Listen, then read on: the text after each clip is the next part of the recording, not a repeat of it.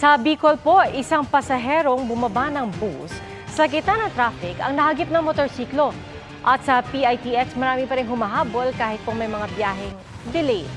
At nakatutok doon live, si Mav Gonzalez. Mav? Pia, record high na nga yung bilang ng mga pasahero dito sa PITX. Bukod kasi sa holiday rush, ay meron mga biyahe papuntang Bicol na delayed na. Mahaba pa rin ang trapiko sa Andaya Highway, Lupi, Camarines Sur dahil sa mga kinukumpuning sira sa kalsada dahil sa epekto ng masamang panahon at bagyo. Ang mga motorista binubuno ang 5 hanggang 6 na oras na traffic. Ang ilang pasahero dahil sa bagot bumaba na sa sinasakyang bus. Tulad ng lalaking ito na magpapahangin lang pero nahagip pa ng motorsiklo. Sugatan ang lalaki at tila nabalian ng buto sa binti. Dahil traffic, ilang minuto pa ang hinintay bago siya nadala sa pagamutan.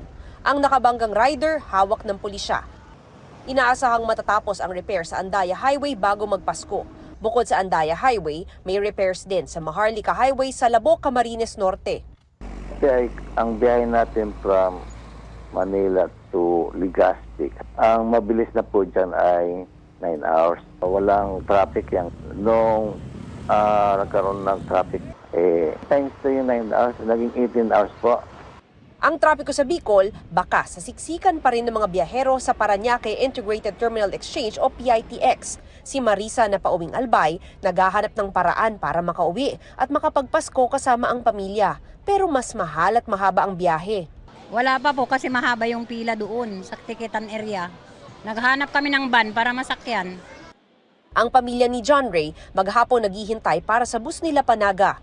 9:30 po yung binok namin, kaso wala pa rin po hanggang ngayon. Sabi ng pamunuan ng PITX, umabot sa 218,000 ang pasahero rito kahapon, pinakamataas sa kanilang talap. May mga biyahe mang delayed, wala raw pasaherong stranded. Sa bus terminal na ito sa Maynila, madami na ring biyahero patugigaraw Cagayan. Sa Manila Northport Passenger Terminal, fully booked na rin ang biyaheng aabot sa Pasko.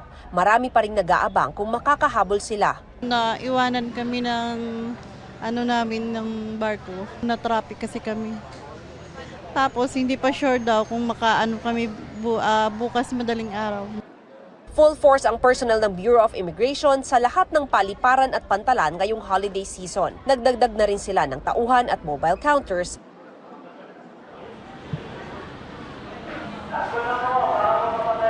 Pia, as of 5 p.m. umabot na sa lampas 160,000 ang pasahero dito sa PITX. Marami rin mga nakumpiskang mga ipinagbabawal na gamit, kaya paalala po sa mga pasahero, bawal po yung matatalas na mga bagay, pati na rin po yung mga flammable items, kabilang na yung mga paputok. Pia? Maraming salamat, Mav Gonzalez. Sunod-sunod po ang lindol na na-monitor na PHIVOLCS sa dagat malapit sa Ilocos Sur. At isa raw po sa mga posibleng senaryo, baka po magdulot ito ng tsunami. Kaya paalala po nila, mahalagang maging laging handa. Nakatutok si Dano Tingkungko. Mula Martes, December 17 hanggang noong Biyernes, December 20, 49 na lindol ang naitala ng PHIVOLCS sa dagat. 100 kilometers hilagang kanluran ng Santa Catalina, Ilocos Sur. Ang lakas mula magnitude 1.8 hanggang magnitude 5.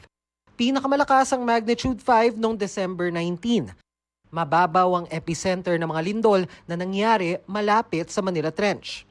Sa December 19 to 20, histogram ng PHIVOLCS, nasa 63 quakes ang naitala sa parehong lugar.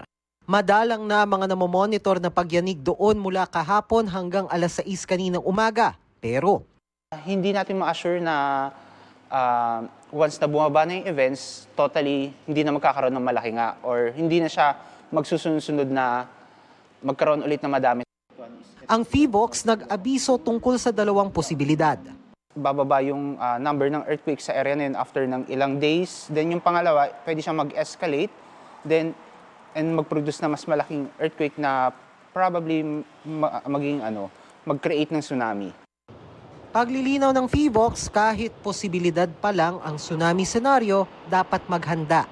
Kapag nangyari ito at masabayan ng high tide, maaaring magka-tsunami na may taas na 2 to 3 meters. Ang paggalaw pa naman ng Manila Trench na mula sa coastline ng Ilocos Norte hanggang lagpas Batangas, kayang lumikha ng lindol na magnitude 8 o higit pa. Kung gayon, may posibilidad bang maapektuhan din ng Metro Manila na may sariling coastline?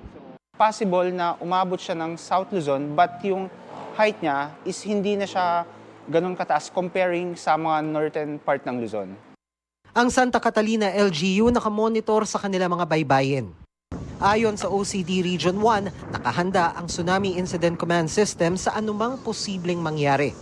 Nagpulong din kaugnay nito ang Office of Civil Defense at iba't ibang ahensya.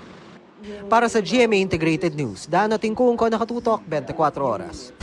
Mga kapuso, paalala po ha, bawal ang mga boga. At sa Maynila, nasita dahil sa pagboboga ang ilang nahulikang nakabataan. Nakatutok, si Nico Wahe. Pagdating ng dalawang kabataang ito sa Barangay 634 sa Maynila, mag-alas 9 ng gabi noong December 19, may bitbit silang boga na agad nilang sineta para paputukin. Inalog-alog ng isang bata ang boga, saka pinasa sa kasama at pinaputok. Hanggang sitahin sila ng isang residente. Ano yan? Ay, iniklamo kayo sa barangay eh. Pinatawag sa barangay ang isa sa mga bata at kinumpiska ang boga. Pag-amin ng bata, sila lang magkakaibigan ang gumawa nito. Ayon sa kapitan ng barangay, pinaalalahanan na nila mga bata na huwag magboga. At kung magpapaputok man daw, as much as possible po doon lang po talaga yung mga open area, yung wala pong mga bahay tsaka wala masyadong mga fire hazard. magpapakalat ang MPD ng 1,200 police personnel sa Maynila para tiyakin ligtas ang pagdiriwang ng Pasko at Bagong Taon. Patuloy nating pinapaalala na bawal ito. Matagal nang sinasabi na ito ay delikado na maaaring masaktan itong mga bata na ito. Code white na para sa salubong 2025 ang mga ospital sa Ilocos at Central Luzon Regions.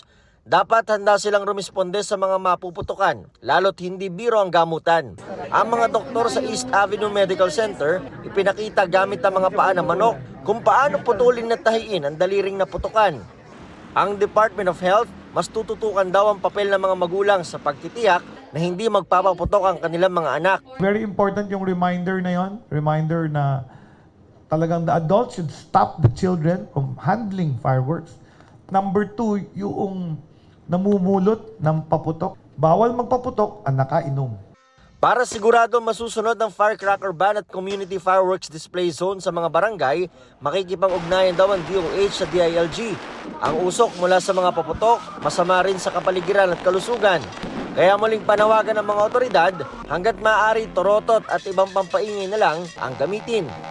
Para sa GMA Integrated News, Nico Wahe, nakatutok 24 oras. Binaha ang ilang bahagi ng Puerto Princesa, Palawan kagabi dahil po yan sa trough ng Bagyong Romina na kahit nasa labas ng Philippine Area of Responsibility ay binigyan ng pag-asa ng local name dahil malapit-lapit ito sa lupa.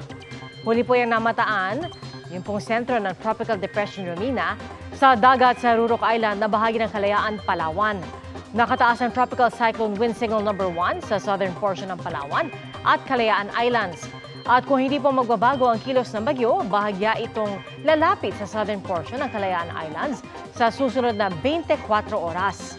Hindi po inaalis ng pag-asa ang posibilidad na pumasok ng PAR ang bagyo. Bukod sa Palawan, magpapaulan ng trough o extension nito sa Mindanao, lalo na sa Zamboanga Peninsula, Basilan, Sulu at Tawi-Tawi. Shear line naman ang nakakaapekto sa Southern Luzon at Visayas. At umiiral ang amihan sa Northern at Central Luzon, maging sa Metro Manila. Posible rin na makaranas ng pag-ulan at maulap na panahon sa ilang lugar sa bansa hanggang Pasko. Sabi po ni Senadora Amy Marcos na kahit burahin sa bagong polymer notes ang mga bayani, hindi anya sila mawawala sa puso at diwa ng mga Pilipino.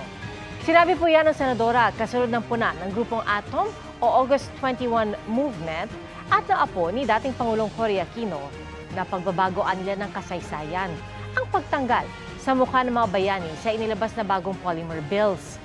Sabi ng Senadora, kahit mapalitan ang disenyo ng pera, hindi naman mawawala ang ating mga bayani. Kaabang-abang ang huling linggo ng hit Kapuso series na Pulang Araw, pero bago yan ang cast nito nag-chill at nagsaya muna sa kanilang Christmas party. Game na nakipagtulitan dyan ang cast nito na kinabibilangan nina Alden Richards, Barbie Fortesa, David Licauco at Sanya Lopez. This Christmas kasama nila ang kanilang family. Si Alden off to America with his family para i-celebrate ang kanyang birthday this January 2. Kung magpapaalam na ang Pulang Araw, aarangkada naman ang bagong Kapuso action drama series na Mga Batang Riles. Bida rito si Miguel Tan Felix na nakisaya sa Christmas party with his fans.